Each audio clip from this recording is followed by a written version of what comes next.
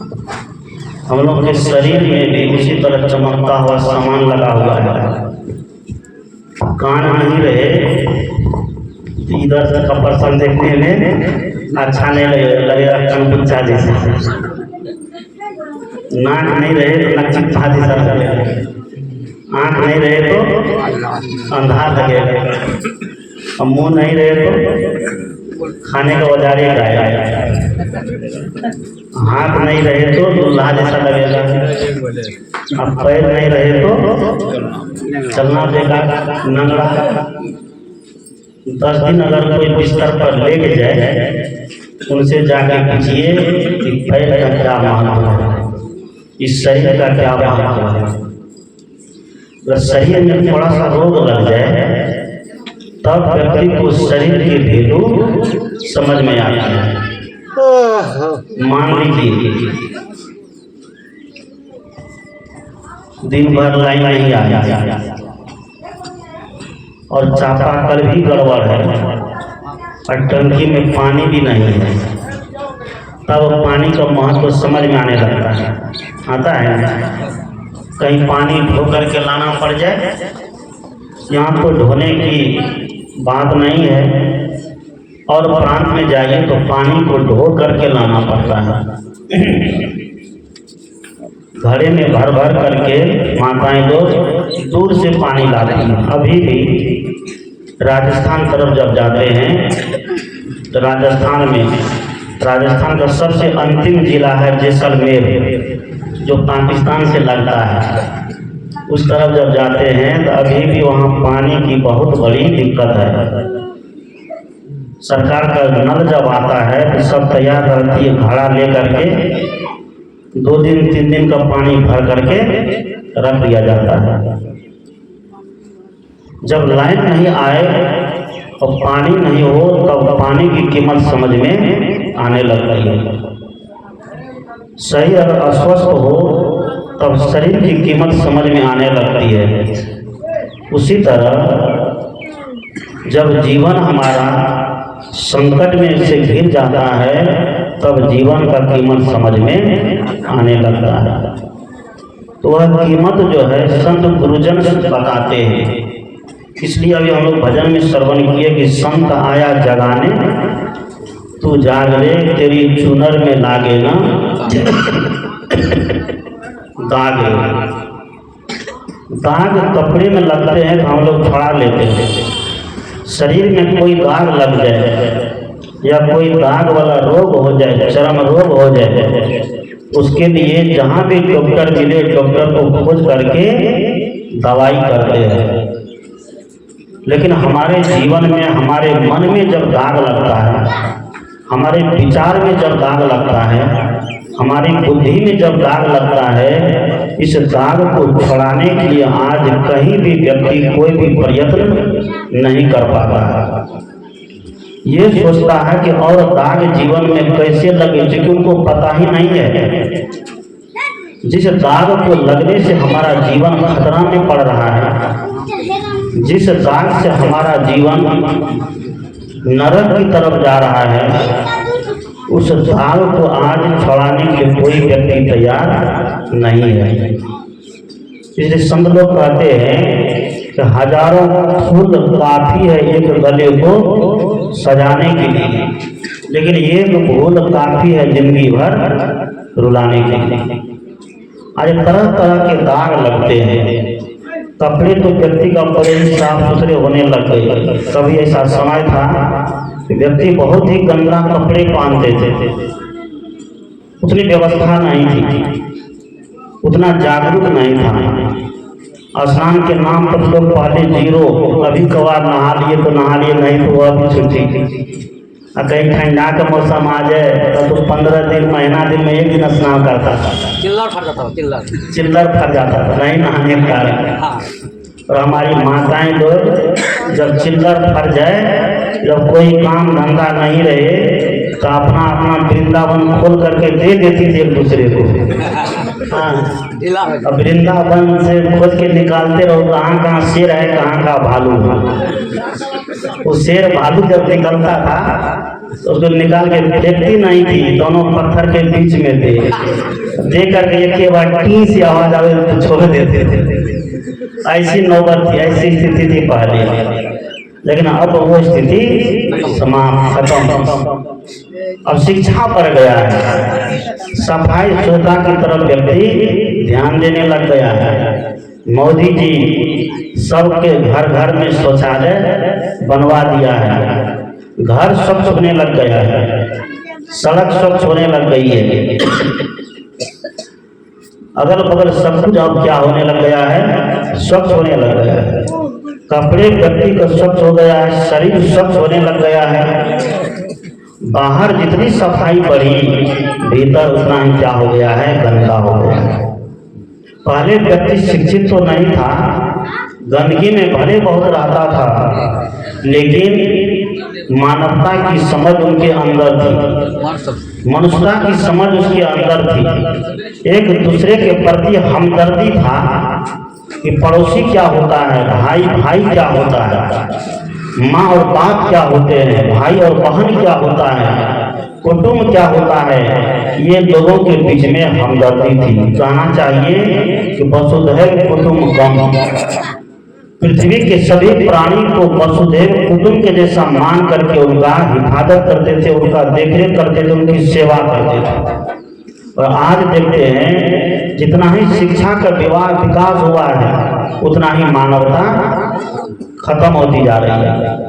और मुझे लगता है कि कुछ दिन के बाद ये मानवता जो भी बची खुची है वह भी रहने वाला नहीं है। अभी मैं मैक्स 7 में था, यहाँ कस्बा में कोई पेशेंट है तो मैं उसको देखने गया, तो एक मियाँ जी थे, वो अभी बैठे हुए थे, उनको कबीरपंथी की सारी दिनचर्या पता है। उसने कहा कि बाबा आप लोग हम लोग को बड़ा एक सामान डालते हैं, सफाई में, शुद्धता में, पवित्रता में आप लोग का सारा नियम कानून हमको अच्छा लगता है। आप लोग जो विचार देते हैं वह विचार भी हमको बहुत ही अच्छा लगता है, लेकिन इतना होने के बाद भी अब मानवता नाम की चीज व्यक्ति के अंदर नहीं रह रही है। हमारे मौलवी लोग भी खूब ज्ञान की बात देते हैं, लेकिन कोई मुसलमान सुधरने के लिए तैयार नहीं है। आप लोग भी बहुत ज्ञान की बात देते हैं, जितना ही ज्ञान की बात करते हैं उतना ही समाज अज्ञान की तरफ भागता जा रहा है। मैंने कहा कि इसलिए भाग रहा है, उसको घमंड है। क्या है? जिस व्यक्ति के अंदर घमंड आ गया तो वह व्यक्ति कहीं झुकने का नाम नहीं लेगा। जैसे कबीर साहब ने कहा कि आपा तजे हरि भजे, आपा मतलब अहंकार, आपा तजे हरि भजे, नक्सिक तजे विकार। नक मतलब नाखून, सिर मतलब ये सिर कपाट जिसको कहते हैं। कबीर साहब कहते हैं कि शरीर नीचे पैर से लेकर ऊपर तक इस शरीर के 10 दोष है। कितने? 10 दोष है। जो व्यक्ति इन 10 दोष को त्याग देगा, समझिए कि वह व्यक्ति सत्संगी हो जाएगा। 10 दोष क्या है? 10 दोष है मन से मान, छल, क्रोध और द्वेष। मन, वाणी और शरीर, मन, वाणी और शरीर के 10 दोष है। मन से होता है मान, छल, क्रोध और द्वेष। मान मतलब अभिमान, मन में अभिमान आता, घमंड आता है।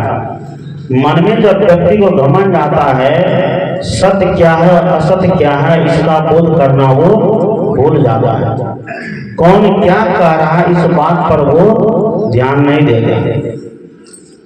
भगवान के सामने भी वह व्यक्ति जाएगा तो भगवान की बात वो मानने वाला नहीं है। घमंड ऐसा होता है। रावण को घमंड आया तो उनके गुरुदेव जो थे, क्या नाम था उनका? शुक्राचार्य। रावण के गुरुदेव का नाम था शुक्राचार्य। रावण को जब घमंड आया तो अपनी गुरुदेव का बात भी कहना वो मानना छोड़ दिया। सदगुरु कबीर साहब कहते हैं कि घमंड जिस व्यक्ति के अंदर में आता है, घमंड वैसे होता जैसे लकड़ी में घून लगता है। लकड़ी तो बची कुची बाहर से रहती, लेकिन भीतर भीतर घुन क्या करता, उसको खा जाता, खोखला बना देता है। उसी तरह जिस व्यक्ति के अंदर विनम्रता होती है, जिस व्यक्ति के अंदर अहंकारहीनता होती है, वह व्यक्ति कोई कुछ बोलेगा तो उसको विचार करके स्वीकार कर लेता है। वह व्यक्ति घमंड के नाते उछलता नहीं कि मैं तो इतना बड़ा आदमी हूँ, मुझे इतने लोग जानते हैं, मैं इतना बड़ा पद वाला हूँ, मैं इतना बड़ा धन वाला हूँ। उसको धन का, पद का, विद्या का, वैभव का, सुंदरता का कोई घमंड नहीं रहता है। ये कहानी सच लोग कहते हैं। एक राजा जी अपने बगीचे में टहल रहे थे, बोलिए सदगुरुदेव। एक राजा जी अपने बगीचे में टहल रहे थे शाम के समय में। आप जानते हैं कि बच्चे लोग तो थोड़ा शरारती होते ही है, और अभी बच्चे का शरारत करने का समय आ रहा है। जब आम के छोटे छोटे टिकले लगेंगे, छोटे छोटे आम आएंगे, बच्चे लोग लाठी लेकर के झटा मारना चालू कर देता है। तो वहां जब राजा जी बगीचे में टहल रहे थे, तो राजा जी के बगीचे में आम लगे हुए थे, तो आम उस समय पकने पर आ गया था। तो बच्चे के मन में हुआ कि चलो इस आम को तोड़ लेते हैं, जैसे भी हो।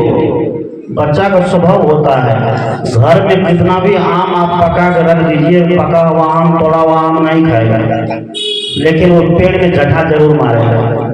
तो बच्चे ने सोचा कि चलो इसमें झटा मार के आम को तोड़ लेते हैं। डंडा उठाया और मार दिया झटा। झटा जब मारा, आम तो टूट ही गया, लेकिन वो डंडा जा करके राजा जी के सिर में लग गया। डंडा जब राजा जी के सिर में लगा तो सिर फट गया, खून बहने लग गया। मंत्री देखा, मुनीम देखा, क्रोध के मारे दौड़ करके बच्चे को पकड़ा और पकड़ करके राजा जी के सामने लाया। राजा जी ने कहा, मुनीम ने कहा, राजा जी ये बहुत बड़ा अपराधी ये बच्चा है। एक राजा के ऊपर लाठी फेंक दिया, एक राजा का सिर फोड़ दिया। इसकी इतनी हिम्मत, इसका इतना साहस, ये अभी इनको मृत्यु दंड दिया जाए। क्या दिया जाए? अभी इनको मृत्यु दंड दिया जाए। राजा ने कहा नहीं नहीं, ऐसा काम नहीं करो, मेरा खून ही न बहा है। राजा जी ने क्या किया, खून को रुमाल निकाल करके पोंछ दिया और कहा, यह बच्चा जो आम के पेड़ में डंडा मारा, आम का पेड़ जड़ है, वह कुछ बोल नहीं सकता है, वह हिल डुल नहीं कर सकता है। आम के पेड़ में जब डंडा मारा तो आम का पेड़ फल दिया। ये राजा तो राजा है, ये राजा सबका रक्षक है, राजा इस बच्चे का मृत्यु दंड कैसे दे सकता है? राजा ने क्या कहा, राजा सबका रक्षक होता है, तो मृत्यु दंड कैसे देगा? जब एक आम का पेड़ फल दे सकता है तो राजा मृत्यु दंड नहीं बल्कि इसको प्राण दान दे सकता है। राजा ने क्या क्या बच्चे को छोड़ दिया। कहते हैं, संत कहते हैं, अकड़ता वही जिसमें, झुकता वही जिसमें जान होती है, अकड़ना तो मुर्दों की पहचान होती है। जो व्यक्ति जानता होगा, जो व्यक्ति विनम्र होगा, वह व्यक्ति किसी से टकराते नहीं, वो झुक जाते हैं, वो विनम्र हो जाते हैं। जो व्यक्ति घमंडी होगा, अहंकारी होगा, जब भगवान भी उसके सामने पर आकर के उसको सही मार्ग बता दे तो वह उस मार्ग पर चलने वाला नहीं है। ऐसा होता है व्यक्ति का घमंड। इसलिए समझो कहते हैं कि व्यक्ति को घमंड त्याग करके सच्चाई को स्वीकार करना चाहिए। घमंडी व्यक्ति का हालत देखिए, रावण घमंड के मारे का सत्यानाश हो गया। दुर्योधन घमंड के ही कारण उसका सारा का सारा 100 भाई कहाँ चला गया, काल के मुंह में समा गया। घमंड करने वाला जो व्यक्ति धरती तल पर घमंड करके जिया, वह सही से जी नहीं पाया। इसे कबीर साहब कहते हैं कि मन के जो 4 दोष है, क्या है? प्रथम कि मान, अभिमान, घमंड, गुमान, इसका त्याग करिए। दूसरा है छल। छल मतलब छलना, किसी को छलते रहते हैं लोग, किसी के साथ छल कर लेना, धोखा दे देना, उसके साथ वचन दे करके वचन से हार जाना, वचन को नहीं निभाना, इसको क्या कहता है? छल करना। आज व्यक्ति छल करता है, मान, छल, क्रोध और द्वेष। क्रोध भी व्यक्ति को आता है, थोड़ी थोड़ी बातों में क्रोध आता है, थोड़ी थोड़ी बातों में व्यक्ति को क्रोध आता है। एक आदमी स्नान किया, स्नान करके धोती फैला रहा था। धोती जब फैला रहा था तो हवा बहती थी, धोती को रस्सी पे दे तो धोती गिर जाए, धोती को रस्सी पे दे तो धोती गिर जाए। क्रोध के मारे वो व्यक्ति क्या किया? धोती को ले जाकर के नाली में डुबा न रहे 5-9 बजे। अगर विवेक से काम लेता कि धोती को रस्सी पर दिए हैं तो उसमें क्लिप लगा देते हैं, अगर विवेक से काम लेता और क्रोध को कम करता, जो धोती थी वो धोती नाली में जाने से बच जाता। लेकिन क्रोध के सामने व्यक्ति अंधा हो जाता है। इसलिए कहते हैं नरक के द्वार कौन? काम, क्रोध और लोभ। जिस व्यक्ति को क्रोध आ गया समझिए उसके कपार पर नरक सवार हो गया है। जिस व्यक्ति को लोभ आ गया समझिए उसके कपार पर नरक सवार हो गया है। जिस व्यक्ति के मन में काम समा गया है, काम जब समाया तो रावण ये नहीं सोचा हम जो काम करने जा रहे हैं उसके नाम से आगे या साधु महात्मा का नाम क्या होगा? बदनाम होगा ना। जब उसके मन में काम समाया तो वह जो है किसका भेष बनाया? साधु के भेष बनाया। रावण के भेष में नहीं रहा, राम का भी भेष में नहीं रहा, लक्ष्मण के भी भेष में नहीं रहा। किसके भेष में आ गया? साधु के भेष में आया और साधु के भेष में आकर के सीता का हरण कर लिया। ऐसा क्रोध होता है। इसलिए क्रोध व्यक्ति के जीवन को नरक बना देता है। क्रोध के समय व्यक्ति को शांत रहना चाहिए। क्रोध अगर आता है, किसी बात को लेकर क्रोध आ जाता है तो उस समय व्यक्ति को एकदम शांत हो जाना चाहिए, चुप हो जाना चाहिए, कुछ भी नहीं बोलना चाहिए, मौन धारण कर लेना चाहिए। देखिए धीरे धीरे क्रोध क्या हो जाएगा? अपने आप शांत हो जाएगा। तो मन के 4 दोष है, मान, छल, क्रोध और द्वेष भाव होना। तो एक भाई आगे बढ़ रहा है तो दूसरे भाई को क्या हो जाता है? द्वेष हो जाता है। एक गोतनी अगर आगे बढ़ रही है तो दूसरे गोतनी को द्वेष हो जाता है। अगर पड़ोसी आगे बढ़ रहा है तो पड़ोसी को उससे क्या हो जाता है? द्वेष हो जाता है। क्यों? अज्ञान के कारण। अगर कोई आगे बढ़ रहा है तो हमारा कर्तव्य है कि उसको हम उनका देखा देखी हम भी क्या करें? उनसे भी आगे बढ़े, उनकी बराबरी करना चाहिए। लेकिन हमारे भारत देश का नियम है कोई आगे बढ़ा है तो उनका पैर पकड़ के खींचो, लेकिन आगे न बढ़ो, न बढ़ने दो। यही है ना, न बढ़ो उनको, न बढ़ने दो। इसलिए सब लोग कहते हैं कि व्यक्ति के मन में द्वेष जगता है और द्वेष अज्ञान के कारण जगता है। और जब अज्ञान नहीं रहेगा तो कोई द्वेष नाम की चीज नहीं रहेगी। क्या रहेगा? द्वेष खत्म हो जाएगा। तो सदगुरु कहते हैं कि हमारे मन के जो 4 दोष है, मान, छल, क्रोध और द्वेष। वाणी के 3 दोष है। कौन? झूठ, गाली और निंदा। इस वाणी से झूठ बोलते हैं। झूठ बोलना सबसे बड़ा पाप माना गया है। कबीर साहब ने कहा कि सांच बराबर तप नहीं, झूठ बराबर पाप। झूठ जो है सबसे बड़ा पाप है। लेकिन महाभारत में युधिष्ठिर महाराज झूठ बोले थे ना। महाभारत में युधिष्ठिर महाराज झूठ बोले थे। झूठ बोलना एक दुर्गुण है और सच बोलना एक सद्गुण है। झूठ बोलना क्या है? दुर्गुण है और सच बोलना सद्गुण है। हम देखते हैं कि कभी कभी जैसे झूठ बोलना भी क्या हो जाता है? धर्म बन जाता है, बनता है ना। बहुत लोग कहते हैं हम झूठ नहीं बोलते हैं, लहसुन प्याज नहीं खाते हैं, लेकिन प्याज का धन जरूर खाते हैं। पर लहसुन प्याज छोड़ दिए, लेकिन प्याज खाना शुरू कर दिए। जब लहसुन प्याज छोड़ दिए फिर प्याज कहाँ खाते हैं, तो प्याज भी आपको छोड़ देना चाहिए। बहुत लोग सोचते हैं कि लहसुन प्याज खाना छोड़ देंगे तो बवाली बन जाएगी। बकरी तकरी कहियो लहसुन प्याज नहीं खाती, बवाली बन गई क्या? कुत्ता कभी लहसुन प्याज नहीं खाता, बवाली बन गया क्या? गाय भैंस कभी लहसुन प्याज खाता है? गाय भैंस कभी लहसुन प्याज नहीं खाता, लेकिन अभी तक बवाली नहीं गई है, भैंस बना हुआ है। सदगुरु कहते हैं युधिष्ठिर जी महाराज झूठ बोल दिए थे। क्या काहे बोले थे झूठ? कि अश्वत्थामा नाम का हाथी मारा गया। लेकिन अश्वत्थामा जो है उनके गुरु जिसका नाम द्रोणाचार्य, उनके भी पुत्र का नाम था अश्वत्थामा। तो अश्वत्थामा बहाना करके झूठ बोल दिया कि अश्वत्थामा मारा गया, लेकिन मारा गया था अश्वत्थामा नाम का हाथी। और पुत्र जब मर जाए तो पिता क्या तीर चढ़ाएगा, युद्ध करेगा, टूट जाएगा ना। वह टूट गया।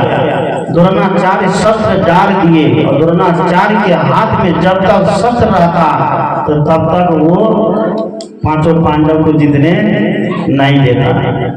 लेकिन भगवान कृष्ण उनके पक्ष में थे।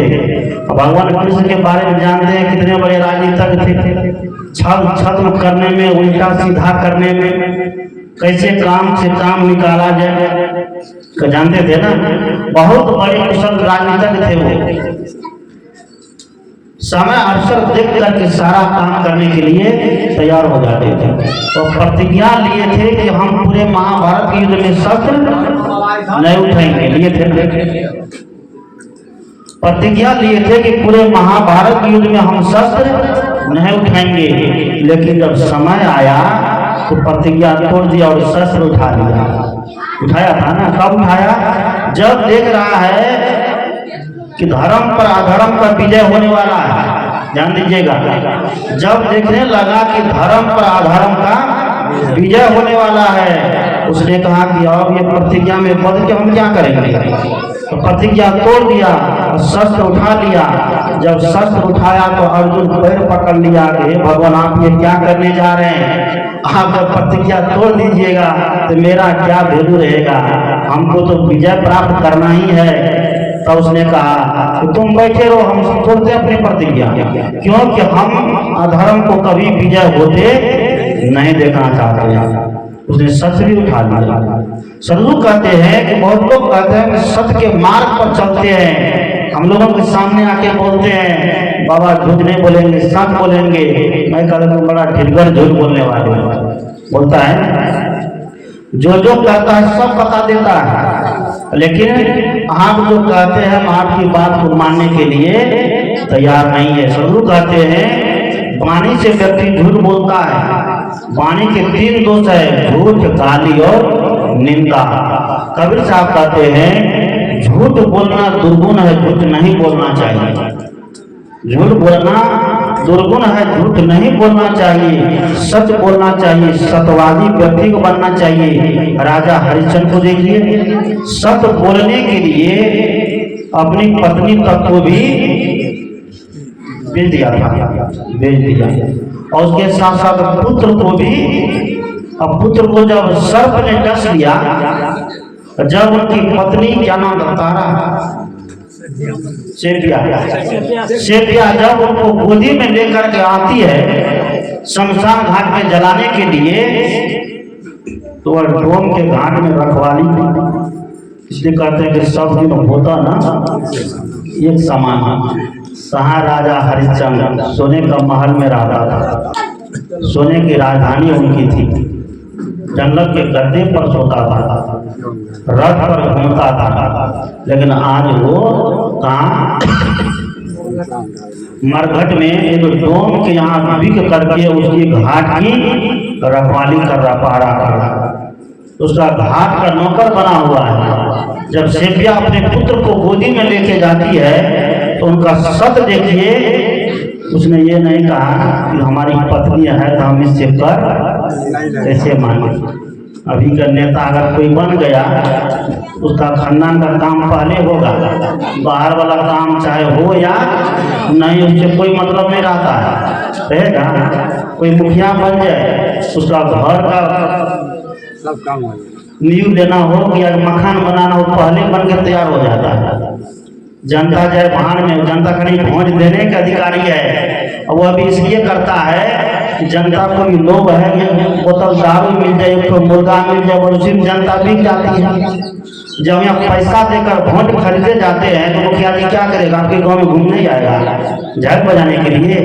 नहीं आ सकता है। वो पैसा देकर के वोट खरीद लेता, आप बिक गए हैं, आप 5 साल तक कुछ नहीं बोल सकते। बोल पाएगा? अगर बोलिएगा तो कैसे बोल पाएगा? अगर बोलिएगा तो कह देगा पैसा लियो हमारा मुर्गा खाए, हमारा दारू पियो। वहाँ कोई हिम्मत काम आपके नहीं करेंगे। सदगुरु कहते हैं, राजा हरिश्चंद्र का सब वचन देखिए, अपनी पत्नी से भी कहा कि जब तक कर नहीं दोगे तो हम इस सब को दफनाने नहीं देंगे। ऐसा था पहले के व्यक्ति, वचन के पक्के होते थे। जो वचन दे दिए उससे चाहे गला काहे न कट जाए, वो पीछे हटने का नाम नहीं लेता था। आजकल व्यक्ति अभी कुछ बोलता है, मिनटों में कुछ और बोलने लग जाता है। आज वचन का कोई वैल्यू नहीं रह गया। पहले वचन चलते थे, बूढ़े लोगों से सुनते हैं, पुराने लोगों से। अगर जमीन खरीदे हैं और बड़े भाई के नाम से रजिस्ट्री है, वो केवल वचन दे दिया कि तुम्हारा भी है, तो वो उसको उतना आधा निकाल करके देते थे ना। तो आज होगा आपके नाम से भी सोचेगा हम आग छान के कैसे अपने मिला लें। ये हो रहा है आज प्रत्यक्ष में। इसलिए सदगुरु कहते हैं कि वचन से झूठ, गाली मतलब गाली केवल ये जो गांव समाज में थे यही गाली नहीं होता है। आज धर्म के क्षेत्र में भी गाली चलता है। हमारे पंथ में जो व्यक्ति जुड़ेगा वही व्यक्ति स्वर्ग जाएगा, और दूसरे पंथ में जो व्यक्ति जुड़ेगा वो व्यक्ति नरक जाएगा। ये सारी बातें आज होती है। सदगुरु कबीर कहते हैं, स्वर्ग और नरक दुनिया में कहीं भी नहीं है। व्यक्ति का कर्म ही नरक बनाता है, व्यक्ति का कर्म ही स्वर्ग बनाता है। अगर आपका रहन सहन अच्छा है, आपकी बोली विचार अच्छे हैं, आपकी वाणी अच्छी है, आपका खान पान अच्छा है, तो आप वर्तमान में स्वर्ग में जीते हैं। और आपका रहन सहन खराब है, आपका खान पान खराब है, आपका बोली वाणी खराब है, तो आप जीते जी नरक में जीवन जी रहे हैं। और विचार कर लीजिए हमें कहाँ जाना है, स्वर्ग की तरफ जाना है कि नरक की तरफ? लोगों से पूछिए कहाँ जाना है, तो कोई नहीं कहेगा कि नरक जाएंगे। कहता है, पापी भी नहीं कहता हम नरक जाएंगे, वो अभी भगवान ही पुकारता है। भगवान लगता है कहीं बैठा है, लगता है भगवान का वो नाना है, भगवान पहुंचा देगा वहां पर। कहता है ना, भगवान को ऐसे व्यक्ति खोज रहा है, इतना तो धन संपत्ति को भी नहीं खोजता है। भगवान को खोजने के लिए वो धन संपत्ति चढ़ाता है भगवान को। भगवान हमको कहीं से आप प्रगट होकर के दर्शन दे दो, कहता है ना कि प्रगट होकर के कहीं दर्शन दे दो। कहानी सुनते हैं, सेठ जी ऐसे भगवान के मंदिर में रोज जाके पुकारता था, हे भगवान हमको दर्शन दीजिए। शंकर जी का पूजा करता था, खूब लंबा तिलक चंदन मालाधारी था। हे भगवान हमको दर्शन दे दीजिए, भगवान हमको दर्शन दे दीजिए। कि भगवान सोचे हम तो पत्थर का मूर्ति, हम कैसे दर्शन देंगे? हमारे में जान रहे तब तो दर्शन देगा भगवान। भगवान की पत्थर के मूर्ति में जाने नहीं, दर्शन कैसे दे? जब देखे कि वो बहुत प्रयत्न करने लग गया है, शंकर जी एक बार प्रकट हो गया, हाथ में त्रिशूल लेकर के, गले में नाग लेकर के, सिर पर चांद लेकर के, और मृग चर्म पहने हुए त्रिशूल लेकर के प्रकट हो गया। कहा मांगो वत्स क्या मांगना चाहते हो? कहा कि मांगो वत्स क्या मांगना चाहते हो? कि भगवान कुछ नहीं, बस आपका दर्शन हो गया, हम धन हो गए। ठीक है, करो दर्शन। भगवान दर्शन देने लग गया। 1 घंटा 2 घंटा और सिर को तो अब बुखार चढ़ने लगे। हो भगवान जाता कहाँ है, कब तक हम दर्शन करेंगे इसका। उधर दुकान पर जाएंगे, दुकान बंद है, घाटा लग जाएगा यार। कहता भगवान अब तो आप जाने दीजिए, नहीं दर्शन करो। क्या करो, एकदम दर्शन करो। एकदम शंकर जी अब जा ही नहीं रहे हैं, दर्शन देने के लिए तैयार है। इधर सेठ जी के पेट में चूहा भी कूदने लग गया धीरे धीरे। अब भूख लग गई, सेठ जी से रहा जाएगा। चाय पीने की आदत, चाय का समय जो है आगे बढ़ गया, सिर में दर्द चालू हो गया। अब तो भगवान सेठ जी के लिए सिर का दर्द बन गया। अब सेठ जी पछताने लगे कि बेकार इसको हम बुलाया। पहले बढ़िया था, आते थे जल फूल चढ़ा देते थे, यहाँ से निकल जाते थे। ये तो सिर का दर्द बन गया। जैसे जाने के लिए मन में विचार करे, शंकर जी के खबरदार, देखते हो त्रिशूल कपाड़े फोड़ देंगे, बैठे रहो दर्शन करो। बेचारा अंतिम में अस्ता पस्ता करके भगवान के मंदिर से उठ करके चढ़ा करके भाग गया। तो भगवान देखते रह गया, ताकि देखते हो हमारे भक्तों सब की यही हालत है। भगवान तो पुकारता है, लेकिन भगवान जब मिल जाता है तो भगवान से सीधी सामने आंख नहीं मिला पाता है। सदगुरु कहते हैं हमारे जीवन में अगर मन पवित्र है, जीवन पवित्र है, रहन सहन पवित्र है, तो किसी भगवान को पुकारने की जरूरत नहीं है। क्योंकि भगवान है क्या, जिस राम, जिस कृष्ण, बुद्ध और महावीर, सीता, सती, सावित्री, ब्रह्मा जी, विष्णु जी, महादेव जी को हम भजते हैं, वह एक मनुष्यधारी थे। लोग कहते वो आपरूपी थे, ये मनुष्यधारी थे। यह आत्मा आपरूपी है, इसका कभी जन्म नहीं होता है। यह आत्मा का बोध जब तक नहीं होगा तो तब तक हम जीवन में क्या करेंगे, भटकते रहेंगे। तो भटक रहा है व्यक्ति। कभी साहब ने कहा आत्मज्ञान बिना नर भटके, कोई मथुरा कोई काशी, जैसे मृगा नाभि कस्तूरी, बन बन फिरत उदासी। मृग कहते मृग के नाभि में कस्तूरी होती है और कस्तूरी में सुगंध होती है। मृग जब जंगल में दौड़ता है तो पेड़ पौधे के डंठल से लगने से नाभि में उसमें सुगंध होने लगती है। जब सुगंध इतनी तेज होती है, खुद की सुगंध खुद को लगती है, लेकिन उसको लगता है कि सुगंध कहीं बाहर से आ रहा है। उस सुगंध को खोजने के लिए, प्राप्त करने के लिए मृग चारों तरफ दौड़ता है, वन में खूब दौड़ता है, लेकिन मिलता कहीं नहीं है। दौड़ते दौड़ते थक करके हार करके मृग बैठ जाता है। श्री कबीर कहते हैं वह मृग कौन है, ये जीव है, ये मनुष्य है। मनुष्य के अंदर, मनुष्य के पास में वो परमात्मा की सुगंधी है। मनुष्य के पास में भगवान की सुगंधी है, लेकिन उस सुगंधी को कहाँ खोजता है, बाहर खोजता है। उस सुगंधी के लिए वो भटकता है। कैसे भटकता है, जैसे एक उदाहरण समझिए, सेठ जी बूढ़ा हो गया। बहुत लोग जब समय रहेगा, जवान रहेगा तो जवानी में कहते हो अभी समय नहीं है भजन भक्ति साधना करने का, कहते हैं अभी समय है मौज करने का, ऐश मौज करने का, नाचने का, गाने का, दारू शराब पीने का, मांस मछली खाने का। अभी खाने की उम्र है, पीने की उम्र है, खाने पीने को। जब बूढ़ा हो जाएगा, जब कुछ काम नहीं करेगा शरीर इंद्रियां, तब कहेगा अब काम बस करो, अब भगवान के भजन करो।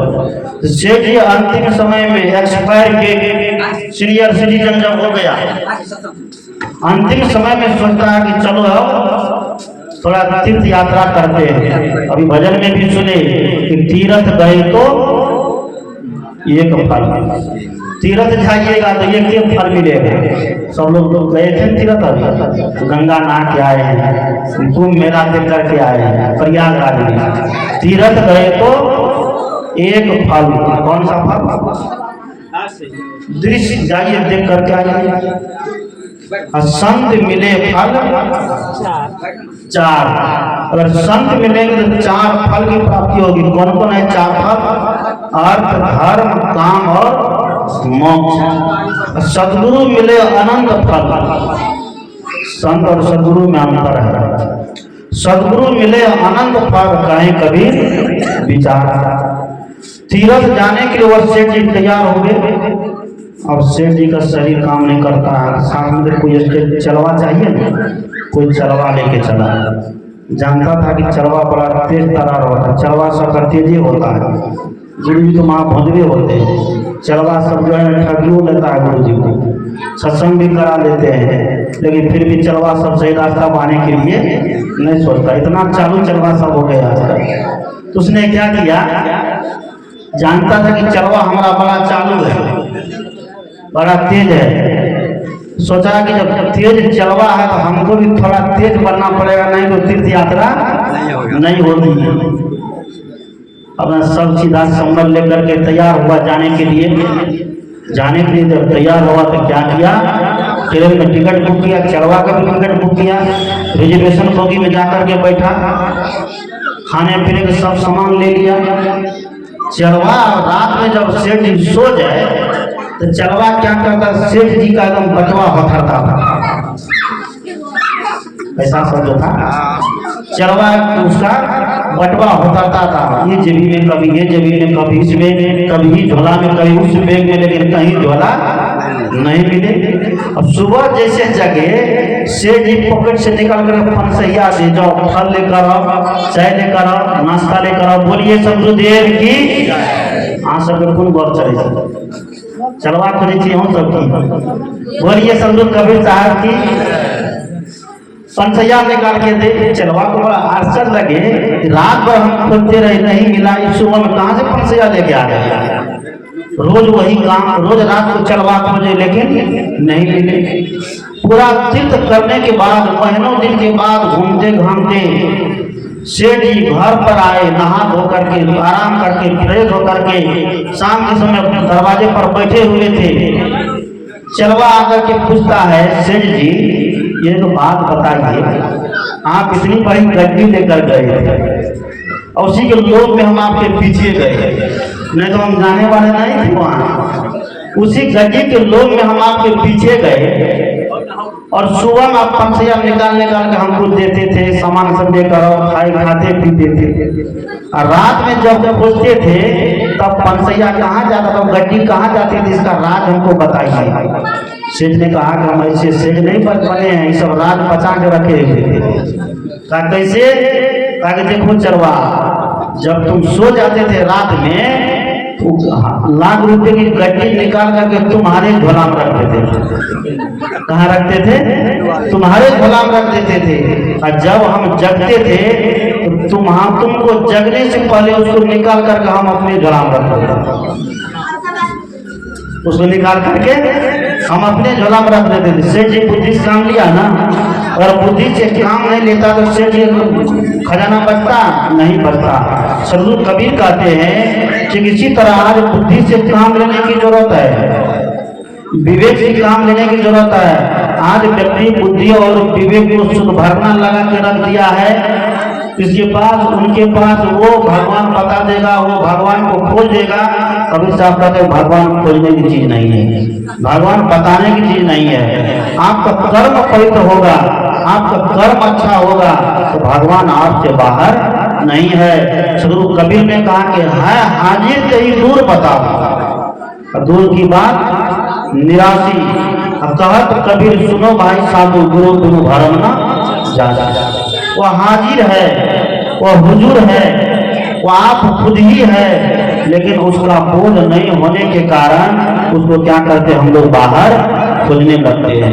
कबीर साहब कहते हैं संत के माध्यम से उसका बोध होता है। जैसे हमारे शरीर में कहाँ बीमारी है, शरीर मेरा ही है लेकिन बीमारी है पता चलता है, नहीं चलता है। जब एक्सरे करते हैं, जब अल्ट्रासाउंड करते हैं, जब एक्सरे करते हैं तो बीमारी पता चल जाता है कि कहाँ पर बीमारी शरीर में। उसी तरह अपने पास रहने के बावजूद भी उसका बोध क्यों नहीं होता है, क्योंकि जीवन में गुरु नहीं। इसलिए कहते हैं जब तक जीवन में गुरु नहीं तब तक जीवन शुरू नहीं।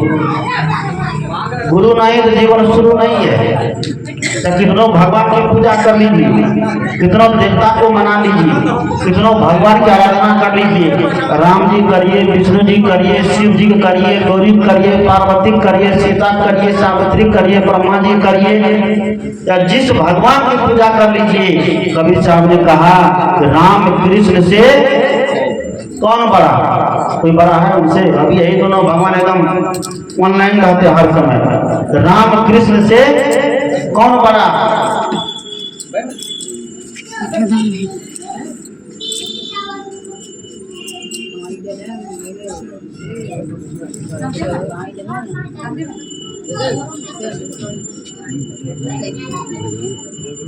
राम कृष्ण से को बड़ा उन्हों ते गुरु किन, तीन लोग के वे धनी गुरु आगे आदि। राम कृष्ण से कोई बड़ा भगवान आज तक नहीं हुआ, लेकिन वो अभी कहाँ पड़े रहे? गुरु जी के चरण में पड़े रहे। अगर श्री राम विश्वामित्र के पास नहीं जाते, वशिष्ठ के पास नहीं जाते, आज राम कहलाते नहीं कहलाते। हमारी तो हस्ती राम जैसे भी नहीं है, लेकिन हमारे अंदर घमंड इतना है कि क्या पूछना है ना।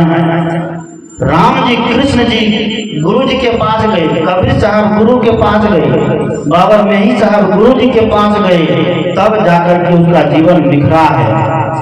गुरु जी वैसे काम करते हैं जैसे ये कुम्हार को देखिए, कुम्हार क्या करते हैं? बर्तन जब बनाते हैं तो ऊपर से चोट मारते हैं, भीतर से सहारा दिए रहते देते हैं ना। गुरु कुम्हार शिष्य कुम्भ है, गड़ी गड़ी काढ़े खोट, अंदर हाथ सहार दे बाहर मारे चोट। सदगुरु कबीर कहते हैं कि जब तक जीवन में गुरु का ज्ञान नहीं उतरेगा, गुरु का दीक्षा, गुरु का माला नहीं उतरेगा, ऐसे ये शरीर छूट गया तो समझिए कि फिर 84 के चक्कर में भटकना पड़ेगा। जाएंगे 84 में, फिर 84 में जाना पड़ेगा, बचाने वाला कोई नहीं है। सबरी क्या छोटे घराने से आई थी, लेकिन सबरी की बुद्धि देखिए, वह सोचती है कि हमको 84 लाख जोने में भटकना नहीं पड़े, उसके पहले ही वो गुरु के शरण में चली गई। मीराबाई को देखिए, राजघराने से थी, रानी थी, लेकिन मीराबाई को ये बोध हो गया, मीराबाई की शादी भी हो गई थी, युद्ध में उनके पति मारे चले गए, लेकिन कुछ ही दिन की गृहस्थी में उसको बोध हो गया इस सब कुछ क्या है? व्यर्थ है, बेकार है। दूसरी बार मीराबाई के उनके जेठ बहुत परेशान किए, राणा नाम था, कि चलो तुम्हारी शादी करवा देते हैं, तुम क्यों सत्संग में जाती हो, सत्संग में साधु महात्मा के पास जाती हो, तुम तो रानी हो, राजा की बेटी हो, तुम राजकुमारी रही हो, और साधु महात्मा के पास अगर सत्संग सुना, ये रानियों का काम नहीं है। मीराबाई ने कहा, राणा ने विष दिया मानो अमृत पिया, मेरा सागर में सरिता समाने लगी, वो तो गली गली हरि गुण गाने लगे। मीराबाई सब कुछ का त्याग कर दिया, राजसी सुख का त्याग कर दिया, लेकिन आत्म सुख के लिए साधना में लग गई, गुरु के भजन में लग गई। इसलिए सदगुरु कबीर साहब कहते हैं, जीवन में गुरु की बहुत बड़ी आवश्यकता है। हम डरते हैं गुरु के पास जाने से, हम डरते हैं गुरु के मार्ग पर चलने से, और सोचते हैं कि हमारे जीवन के में ऐसे उद्धार हो जाए। जब ऐसे उद्धार हो जाता है, इतने महात्मा लोग का है, सब कुछ को छोड़ छाड़ के, बुद्ध के पास कौन चीज की कमी थी? राजा का बेटा था ना। अगरबत्ती मत जलाओ, हटाओ वहाँ, उधर उधर उधर जलाओ, अगरबत्ती का बुझा दो, अगरबत्ती बहुत खराब। भगवान बुद्ध राजा का बेटा था, कोई चीज की कमी नहीं थी। उनके पिताजी जो है राज्य में ऐसी ऐसी व्यवस्था कर दिए थे कि जिसको देखने से उसका मन जो है कामी बना रहे, उसका मन जो है संसारी बना रहे, लेकिन धीरे धीरे उसको मन में लगा कि नहीं, ये काम भोग संसार का सुख क्या है? व्यर्थ है। तो त्याग करके बाबा बन गया, महात्मा बन गया, बुद्ध बन गया। अब बुद्ध बने तो अपने साथ कईयों को बुद्ध बना दिए, बने कि नहीं? हम लोग तो बुद्धू के बुद्धू बने हुए हैं, आज तक बने हैं ना। भगवान महावीर के पास वह भी राजा का बेटा था, कोई चीज की कमी नहीं थी। स्वामी विवेकानंद को देखिए, इतने बड़े विद्वान, जब अमेरिका गए तो अमेरिका में इनको समय नहीं दिया जाता कि अमेरिका बाहर से आया, भारत से आया हुआ है, ढीला ढाला कपड़ा पहने हुए देखे, पगड़ी बांधे हुए देखे, और वहाँ तो जब सूट बूट पहने हुए बाबू भैया सब थे, सोचे गए झलफदरा महात्मा क्या बोलेगा, इसको टाइम नहीं दिया गया था, थोड़ा सा टाइम दिया गया। अब थोड़ा सा जब टाइम दिया गया तो बोलने जब लग गया तो अमेरिका वासी को छक्का छूट गया। उसको समझना पड़ा कि नहीं, भारत भी कुछ देश है, भारत में भी विद्वान है, भारत की सभ्यता संस्कृति को जब जिया जाए तो भारत की सभ्यता संस्कृति को जी करके मनुष्य बन जाता है। और की संस्कृति से मनुष्य नहीं बन सकते हैं, लेकिन भारत की सभ्यता संस्कृति ऐसी है, यहाँ पर मनुष्य बनाने की सीख दिए जाते हैं। स्वामी विवेकानंद अमेरिका की सड़कों पर टहल रहे थे तो दो पति पत्नी हाथ पकड़ के जा रहे थे, तो उसने व्यंग में कहती है कि भारत में जो है महिलाओं को पति के साथ कंधे से कंधे मिला करके चलने का अधिकार नहीं है। भारत की महिलाएं चौका और चुल्ली में ही कैद रहती है, भारत की महिलाएं पति के पीछे चलती है, भारत की महिलाएं पति को पति देव मानती है। यहाँ तो इतनी बड़ी स्वतंत्रता है, यहाँ की महिलाएं पति का हाथ पकड़ के हर समय चलती है। स्वामी विवेकानंद ने कहा, तुम जो कहते हो एकदम ठीक कहते हो। क्या कहा? तुम जो कहते हो एकदम ठीक कहते हो। क्या? तो भारत की महिलाएं पति के पीछे चलती है, भारत की महिलाएं चूल्हा और चौकी में कैद रहती है, भारत की महिलाएं पुरुष के अधीन रहती है, भारत की महिलाएं पुरुष को पति देव मानती है, और यहाँ की महिलाएं पति का हाथ पकड़ के चलती है, क्योंकि यहाँ की महिला को डर है कि हमारा पति हमको छोड़ करके दूसरा का हाथ पकड़े। लेकिन भारत की महिला ऐसे नहीं होती है। भारत की महिलाएं जिसका हाथ पकड़ लेती है, एक जन्म नहीं 2 जन्म में, कितना जन्म गीत में सुनते हैं ना, 7 जन्म में तुझे नहीं छोड़ूंगा। ये है यहाँ की सभ्यता, ये यहाँ की संस्कृति है। तो ऐसे ऐसे महापुरुष जो अपने जीवन को समझने के लिए गुरु के अधीन अपने जीवन को कर दिया। याद करिए रामायण की उस घटना को, राजा दशरथ बहुत उपाय कर चुके थे, लेकिन कोई संतान नहीं। पहली शादी हुई, कोई संतान नहीं, फिर दूसरी भी हुई तब भी कोई संतान नहीं, फिर तीसरी भी हो गई तब पर भी कोई संतान क्या हुई थी? कोई संतान नहीं हुई। उसके पहले राजा दशरथ बहुत उपाय किए, कभी तंतरिया, कभी मंतरिया, कभी भविष्य देखने वाला भविष्य वक्ता, सबके समीप गए, लेकिन किसी की हिम्मत नहीं हुई कि राजा दशरथ के बगिया को हरा भरा कर हुआ। अंतिम में हार करके राजा दशरथ इसके पास गए, गुरु जी के चरण में गए। गुरु जी उसने कहा, गुरु जी अब आप जो करिए, आप ही के बल पर सब कुछ होने वाला है। तब उनके गुरुदेव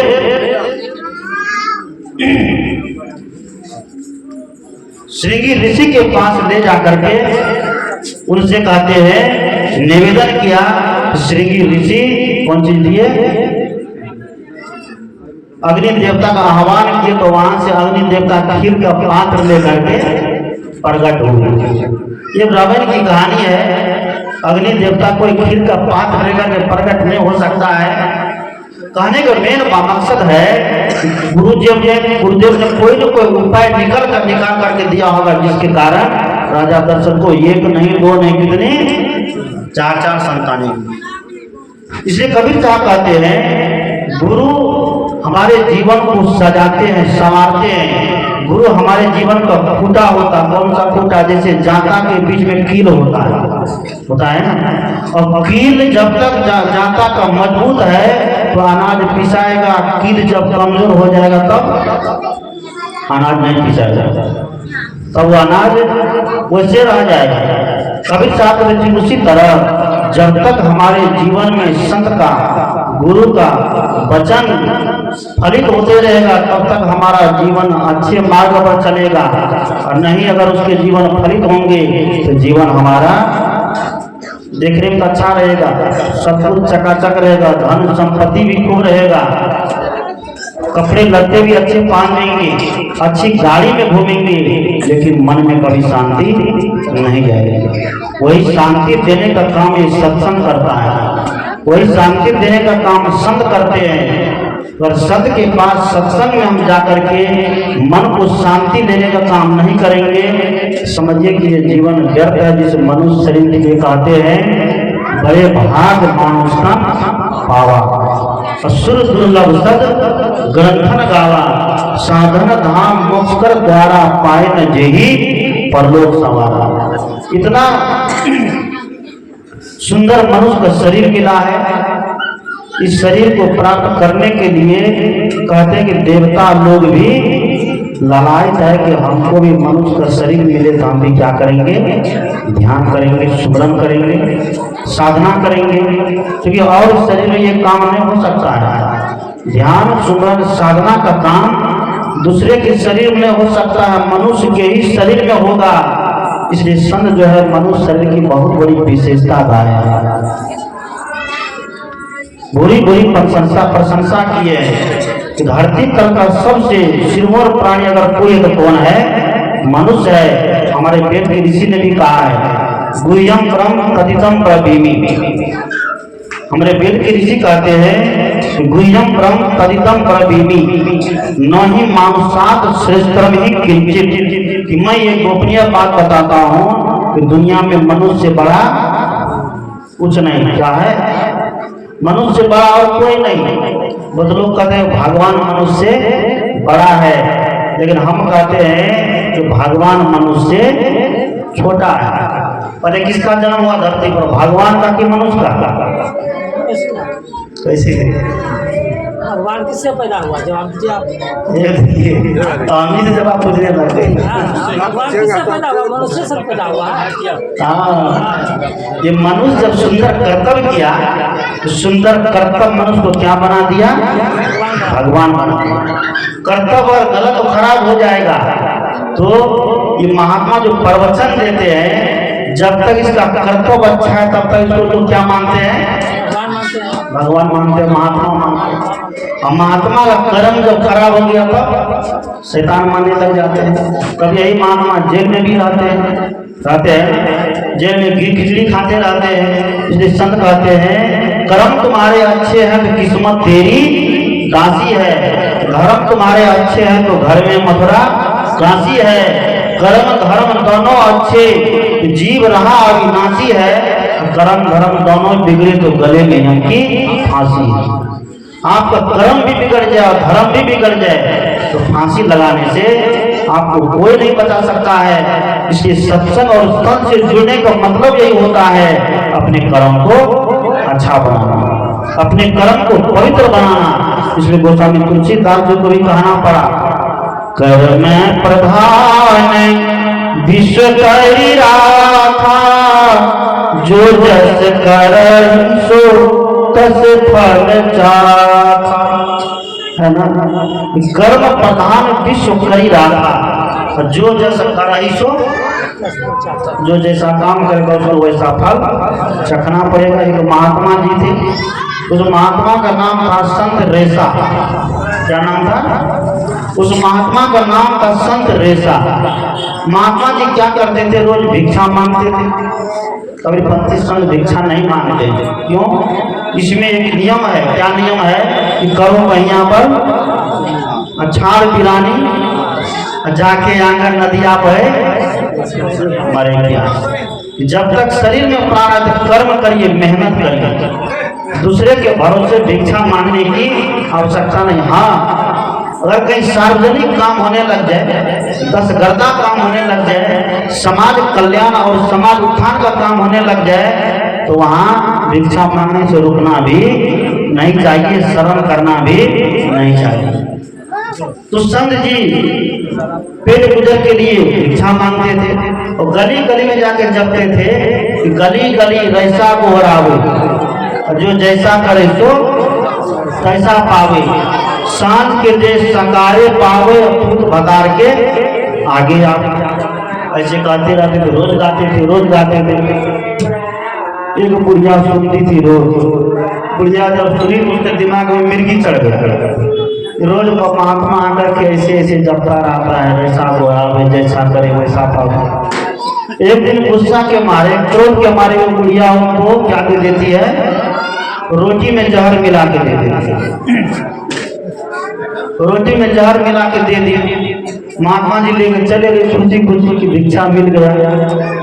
जैसे अपनी कुटिया पर पहुंचते हैं, एक सेठ जी दौड़े दौड़े आ गए, बाबा जी आज मेरे पिताजी का जो है श्राद्ध है, श्राद्ध पक्ष चल रहा है, मेरे पिताजी का श्राद्ध है, अभी का भोजन मेरे तरफ से इसको ग्रहण करिए। बस महात्मा जी बूढ़ी का जो दिया हुआ रोटी थी उसको रख दी, तो चलो इसको सवेरे खा लेंगे, अभी इसका भोजन ग्रहण कर देते हैं, इसका का दिन खाएंगे।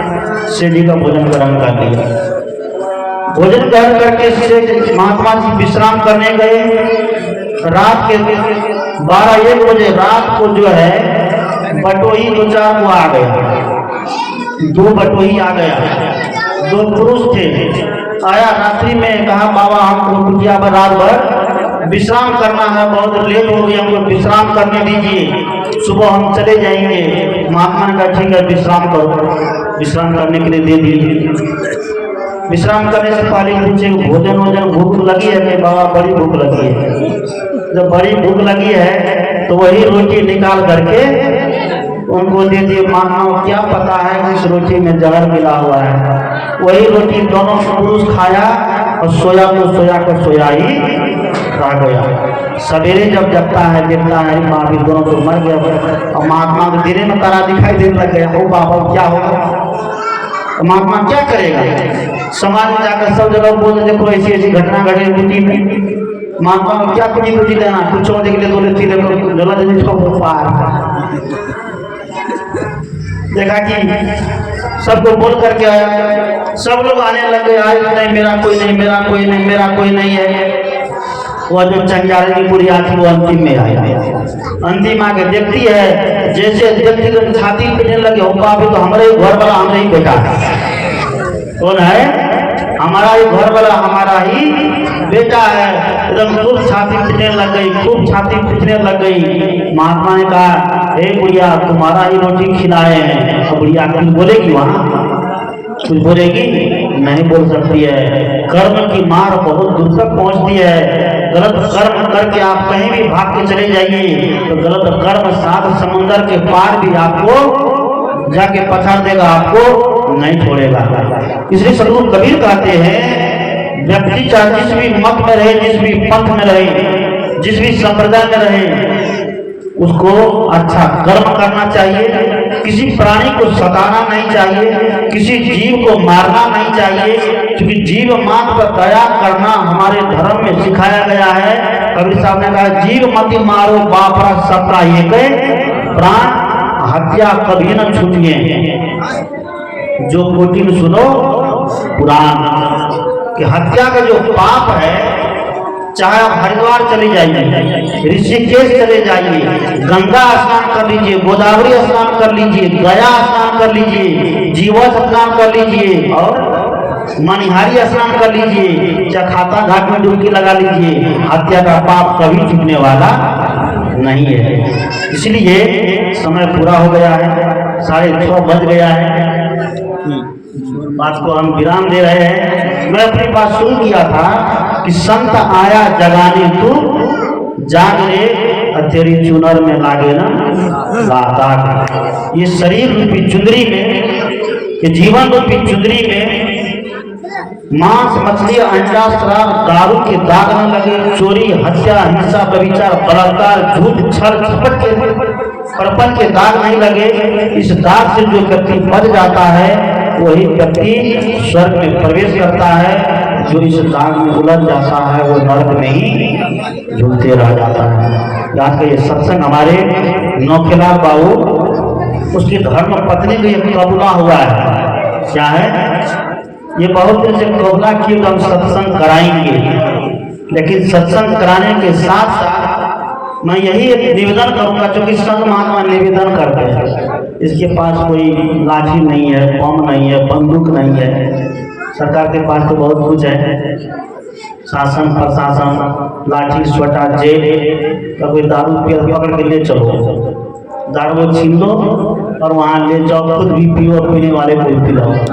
सरकार के पास बहुत सुविधा है, संघ के पास कोई सुविधा है नहीं कि शासन करके, मार करके, पीट करके उसको समझाएं। साधु महात्मा निवेदन करते हैं, माने या उनका काम, नहीं मानना उनका काम, क्योंकि दुनिया को कोई साधु महात्मा ठेका नहीं लिए कि दुनिया को हम सुधार देंगे।